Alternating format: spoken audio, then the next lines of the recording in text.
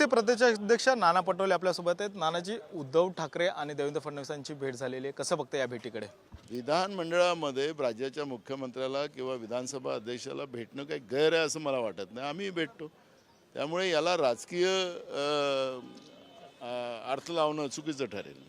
मात्र गेल्या काही दिवसांपासून एकनाथ शिंदे गट असेल, खाते वाटपांसंदर्भात देखील कुठेतरी मेळ लागत नाही आहे असं देखील दिसतंय, त्यामुळे कुठेतरी ही जवळकी वाढली तर असं वाटतंय।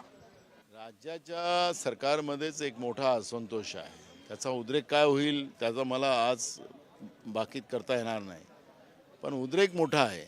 अजूनही खातेवाटप झालेलं नाही, अजूनही कुठलं तशा पद्धतीचं चित्र नाही, त्यामुळे याला काही पण होऊ शकतं असा उद्रेक आज महाराष्ट्रामध्ये पाहायला मिळतो। बरं, या उद्रेकामध्ये ही जवळकी येईल असं वाटतंय तुम्हाला?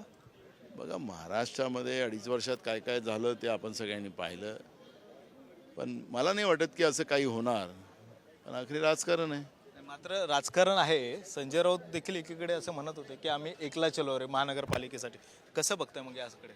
प्रत्येक पक्षाला अधिकार आहेत आपले आपले निर्णय घेण्याचे, तर त्याला कोण काय बोललं त्याच्यामुळे आम्हाला काही विचलित व्हायचं काही कारण नाही। मात्र गेल्या काही वर्षांपासून भाजप आणि शिवसेना खरे तर एकत्र होती, त्यामुळे पुन्हा काही समीकरण नवीन येऊ शकतात। मला आत्ता त्याच्यावरची प्रक्रिया त्यांच्याच पक्षांना विचारा, भाजपला विचारा, उद्धव ठाकरे साहेबांच्या गटाला विचारा, ते देतील। आम्हाला त्यांच्याबद्दलची प्रतिक्रिया देण्याचं काही कारण नाही। जवळकी वाटते कारण की आता तुमच्या सोबत आहेत ते। अरे बाबा, असतील जवळ, पण मला आत्ता त्यांच्यावरची प्रतिक्रिया कशी देता येईल? मी काही त्यांच्याबद्दलचं बाकीत करावं असं तर मला काही समजत नाही। आम्हाला वाटत नाही की ते असं काही होणार जे तुम्हाला वाटतं।